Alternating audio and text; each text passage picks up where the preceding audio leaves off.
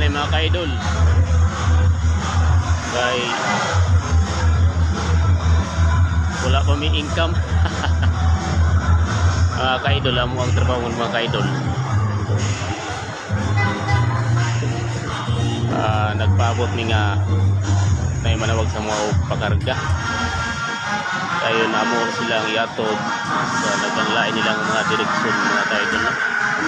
Nga karon kaya ang upan wala mangumpra. Wala may income karon nga ulas mga kaidol no. Pasilan mga kaidol. Maglingkod-lingkod lang ko aning naibukag. Kayon kaning pamilya sa kantor sa Tubon Market. Pagitan. Abot lang karon ka taon-taon mga kaidol.